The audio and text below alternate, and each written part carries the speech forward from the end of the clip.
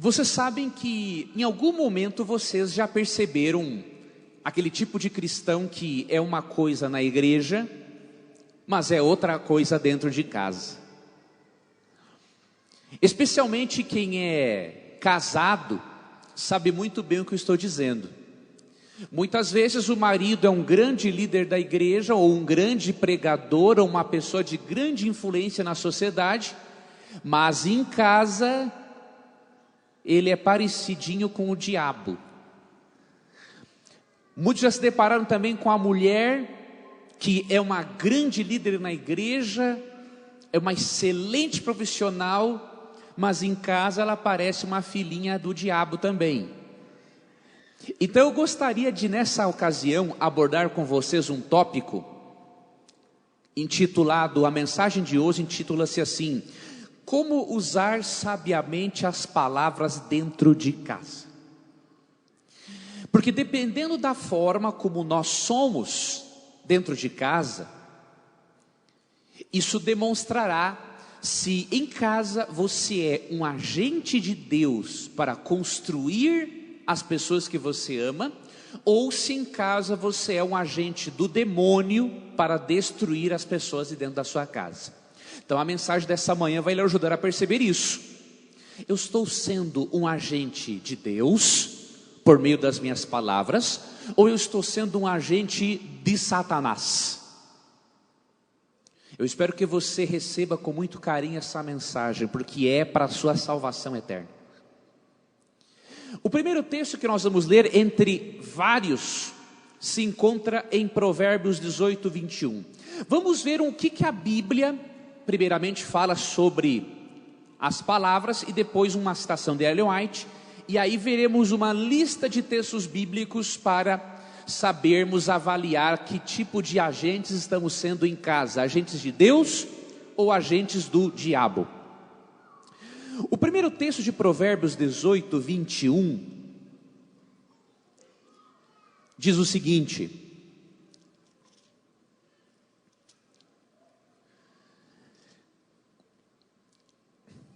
a morte e a vida estão no poder da língua.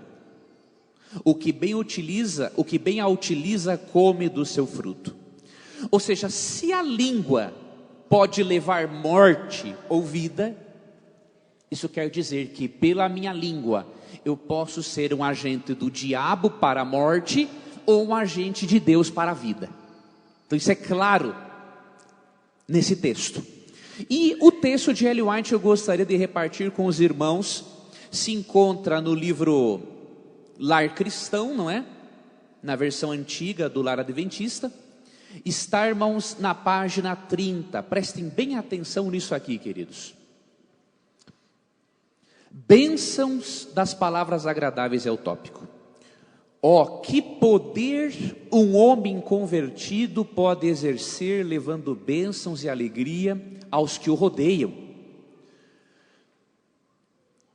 Os que assumem responsabilidades nas instituições de Deus devem crescer em graça e conhecimento das coisas divinas.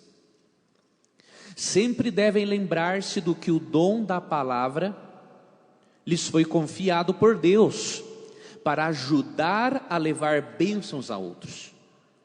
Cumpre-lhes decidir se falarão palavras que honrarão a Cristo, ou palavras que servirão de estorvo para os que as ouvirem. Que bênçãos são as palavras agradáveis, compassivas, palavras que erguem e fortalecem. Ao responder a uma pergunta, não se deve fazer abruptamente, mas gentilmente. O coração do que pergunta pode estar extremamente angustiado por uma tristeza oculta que talvez não esteja revelada. Isso pode ser desconhecido. Portanto, suas palavras devem ser sempre bondosas e compassivas. Por meio de palavras bem escolhidas e convenientes, ele pode remover um pesado fardo da mente do companheiro. Olha o poder da palavra. Acredito que por meio da palavra nós podemos remover um pesado fardo daqueles que nos acompanham. E aqui recebemos a indicação de que Deus quer que por meio das nossas palavras levemos bênçãos às pessoas. Vamos agora ver alguns textos que mostram se nós estamos sendo agentes de Deus ou agentes de Satanás. O primeiro deles, Provérbios 4, 24. Nós vamos folhear, amigos, bastante a Bíblia. Provérbios 4, verso 24.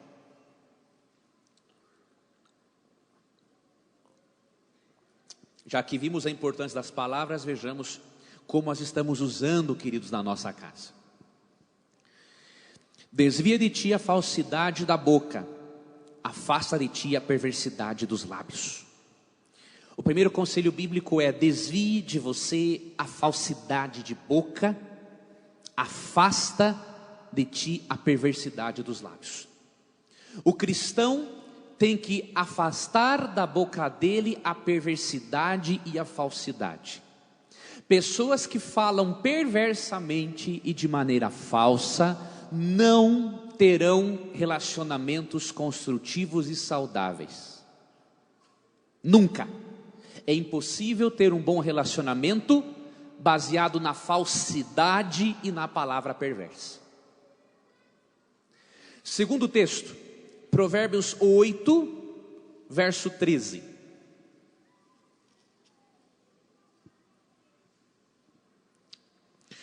O temor do Senhor consiste em aborrecer o mal, a soberba, a arrogância, o mau caminho e a boca perversa eu os aborreço. Aqui diz que Deus e a sabedoria, obviamente, aborrecem a boca arrogante e a boca perversa.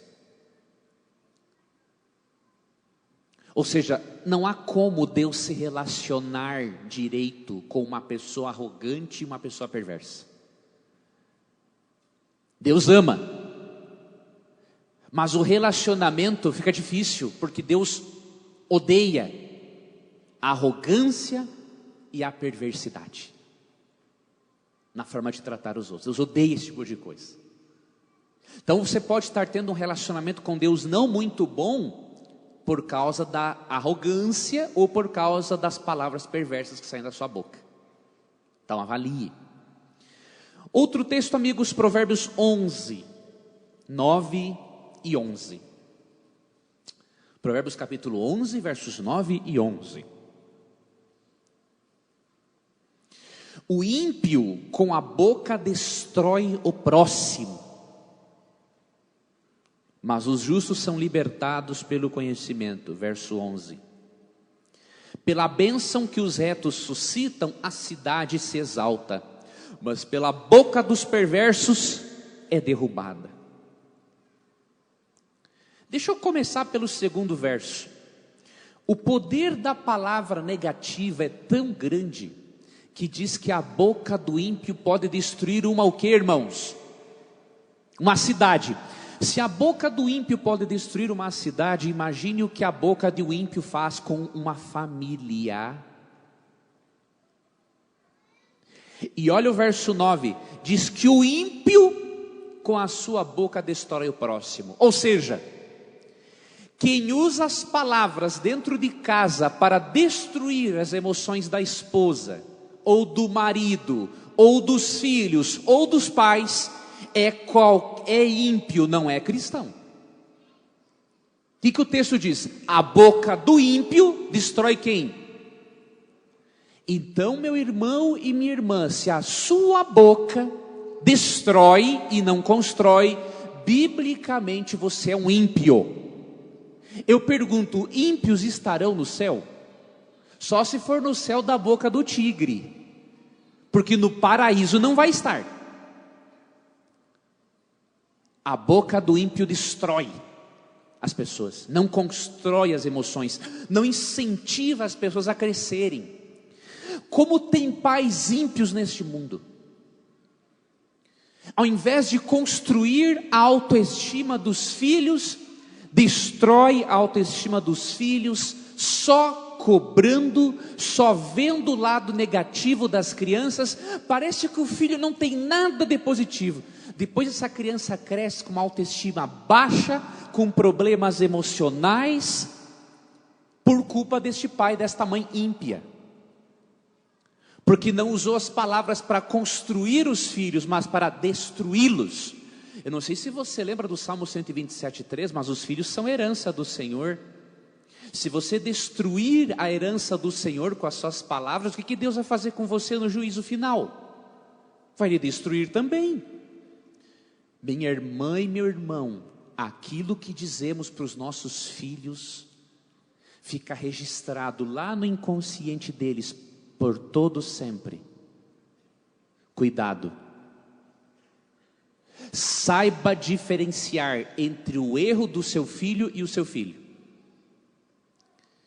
Se você relacionar os erros do seu filho com o caráter do seu filho, você vai estar transmitindo para ele que ele não presta.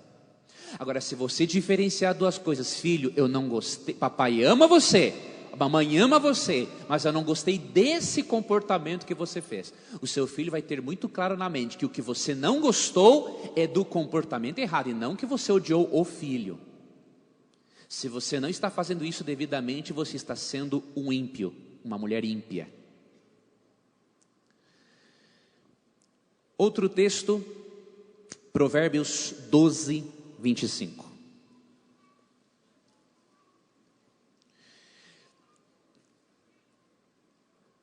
A ansiedade no coração do homem o abate, mas a boa palavra o alegra. Como que uma esposa deve receber o marido quando ele chega em casa e não aguenta mais de tanto estresse do trabalho? Com boas palavras. Ellen White fala que muitos homens preferem estar dentro do bar bebendo do que em casa com a mulher, porque ela é muito chata. Como falou Salomão, é melhor viver no eirado de uma casa com goteira do que dentro da casa com uma mulher rixosa. Minha irmã, é a palavra agradável que alegra o espírito do seu marido. Não é chatice.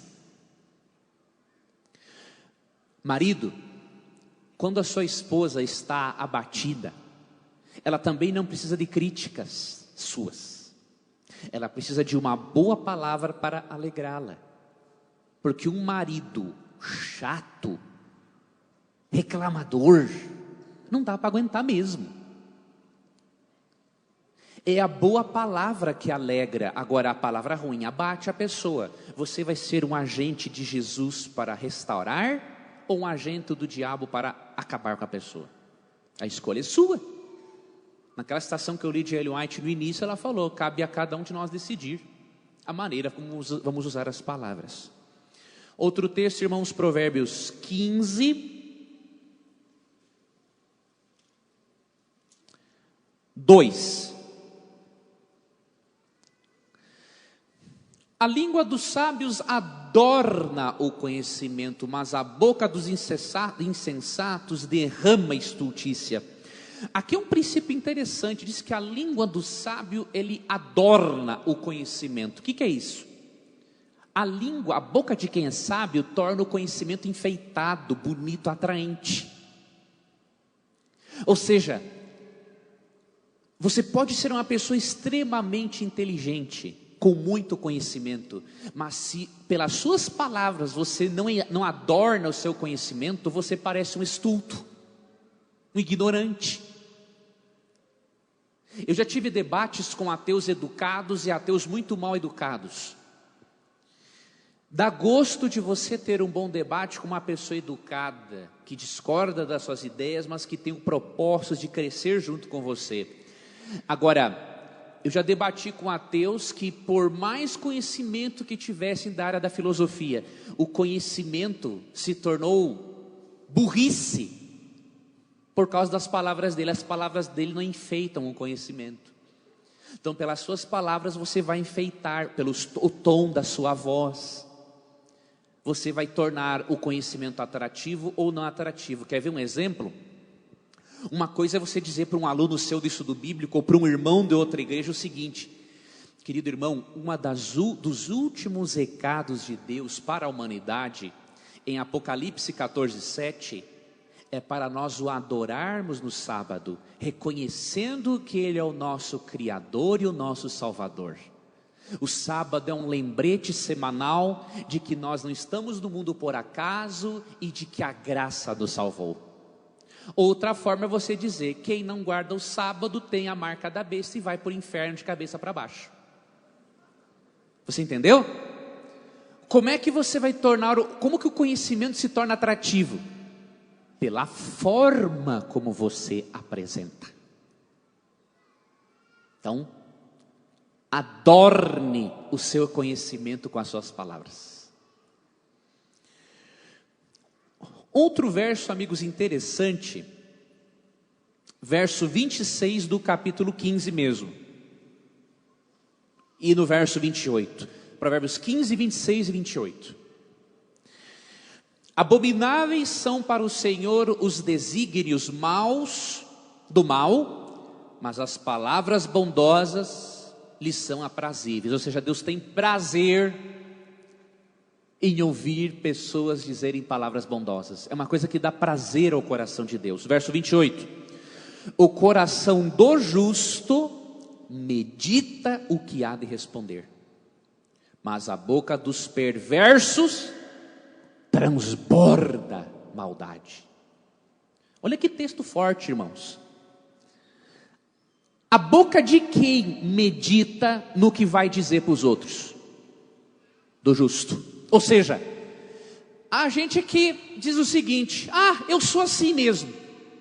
A pessoa se aproxima dele para dizer algo e ele: eu sou assim mesmo. Você é assim mesmo? Então, se você continuar assim mesmo, aí eu agora não vou adornar meu conhecimento com a palavra. Você vai para o inferno de cabeça para baixo. O ser assim mesmo não é desculpa. A Bíblia diz que a boca do justo, o indivíduo que é justo, ele pensa antes de falar. Agora, aquele que fala estrambelhado, eu falo o que me vem na mente. Esse não é justo, de acordo com a Bíblia, é ímpio. O justo, ele pensa antes de dizer. Você acha que várias vezes, das vezes que eu me desentendi, por exemplo, com a minha esposa, não me deu vontade de dizer coisas ruins? Deu, porque eu sou um pecador miserável, que preciso da graça de Jesus todos os dias. Mas, meus irmãos, o Espírito Santo tem me ajudado. Deixa eu selecionar as palavras. E se eu não conseguir na hora, numa chateação com a minha mulher, não consigo selecionar as palavras corretas para dizer, irmãos, eu prefiro ficar calado. Eu aprendi isso. Porque como eu me criei num lar desestruturado e que meus pais brigavam dia e noite, eu aprendi o seguinte, que quando você não está legal, é melhor você não falar.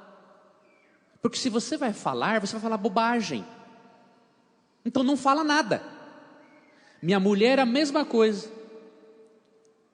Eu percebo nela essa disposição de escolher as palavras, pensar no que vai dizer pelo menos. Não é errado você dizer, eu estou chateado com você. Tem que dizer. Nós temos que mostrar para a pessoa o limite até onde nós ficamos chateados. Agora, o errado é eu dizer com as palavras erradas, não é? No tom errado, explodindo, xingando a pessoa. Não tem como fazer isso. Entende, amigos? Então, se nós não medirmos as palavras antes de dizermos de acordo com a Bíblia, nós não somos justos, somos ímpios. Outro texto, Provérbios 16, verso 21.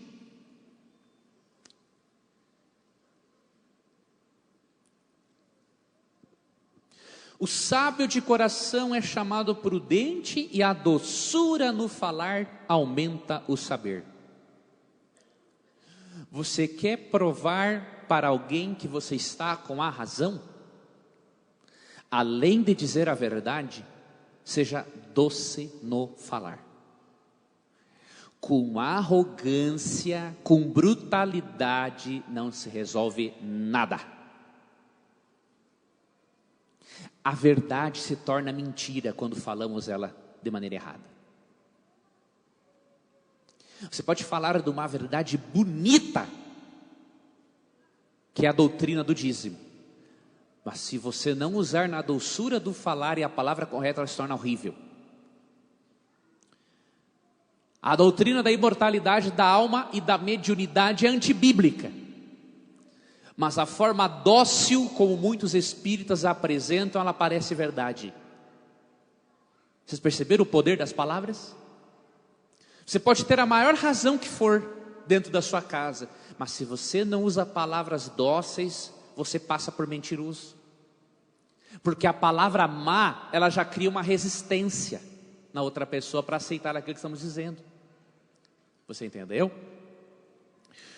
Outro texto, amigos, Provérbios 16, 24. Olha que texto bonito para nós meditarmos nele diariamente. Palavras agradáveis são como favo de mel, doces para a alma e medicina para o corpo. O mel não é exatamente isso? Ele é doce e ao mesmo tempo ele é medicinal. Queridos irmãos que estão aqui nesta ocasião, as nossas palavras dentro da nossa casa têm sido como mel, doces ao ouvido de quem escuta e medicinais para o corpo e para a mente de quem nos ouve? Se não, estamos sendo ímpios. Vocês querem ver como nós, seres humanos, somos hipócritas?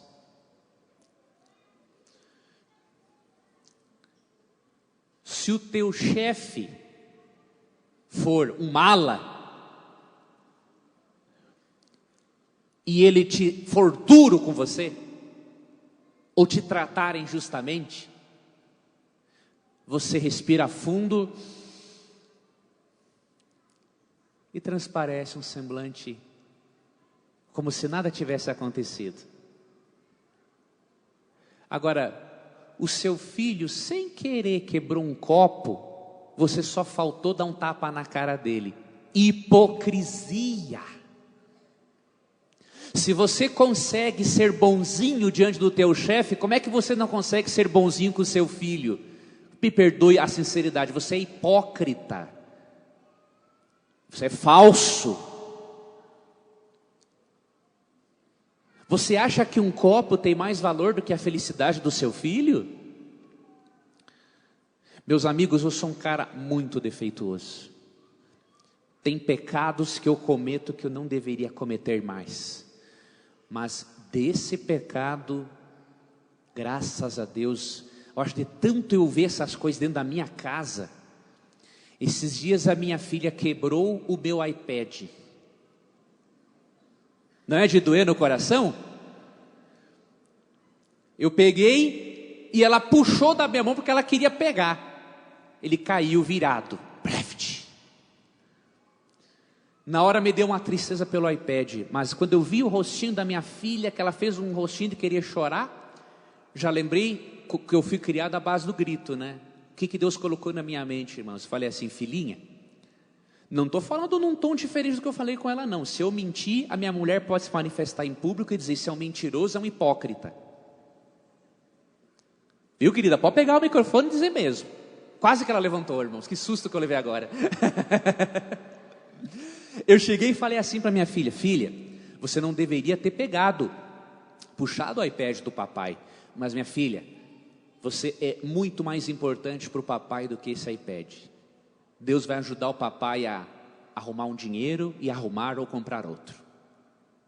Ou seja, irmãos, Deus me ajudou o seguinte, eu ensinei minha filha que ela não deveria ter feito aquilo, mas eu não feri as emoções da minha filhinha. Porque, irmãos, eu tenho muitos pecados, mas uma coisa eu não sou, falso. Não sou hipócrita. Você acha que eu vou estar perante o chefe? E na minha casa eu vou estar descendo a lenha na minha mulher e na minha filha? Hipócrita o cara que faz um negócio desse, falso. Graças a Deus, dos muitos pecados que eu tenho, irmãos, esse não faz parte da minha vida. Eu quero estimular você. Não seja falso. Trate bem a sua família como você trata o seu chefe quando você não está com muita paciência com ele. Se você pode tratar bem o seu chefe, mesmo ele sendo um mala, você pode tratar bem as pessoas que você ama. Não me venha com essa conversa, porque é falsidade fazer o contrário. Irmãos, outro texto importante para nós lermos se encontra em Colossenses, capítulo 4,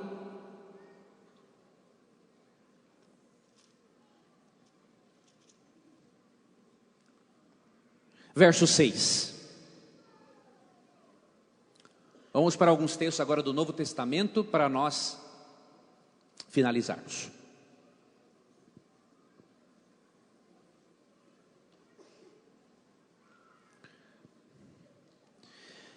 A vossa palavra seja sempre agradável, temperada com sal, para saberdes como deveis responder a cada um.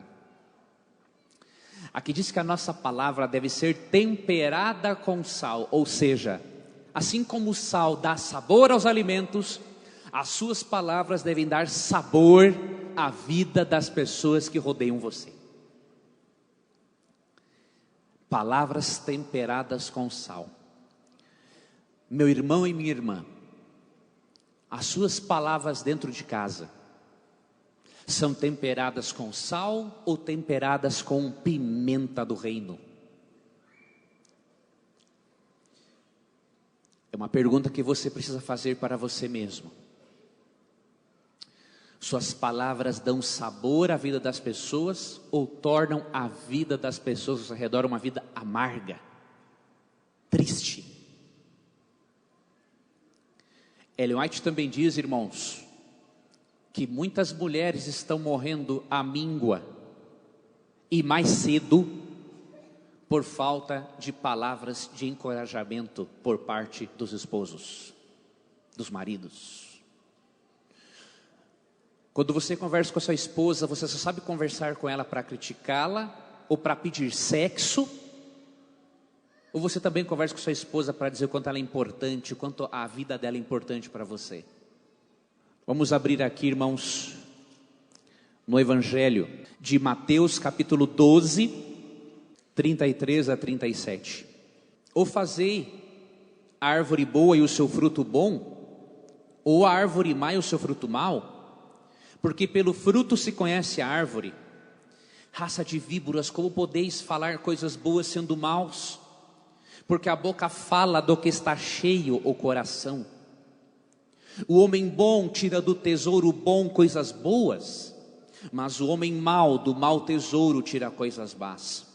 Digo-vos que toda palavra frívola que proferirem os homens, dela darão contas no dia do juízo. Porque pelas tuas palavras serás justificado, e pelas tuas palavras serás condenado.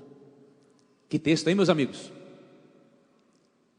A árvore se conhece pelos seus frutos. A boca fala do que está cheio o quê?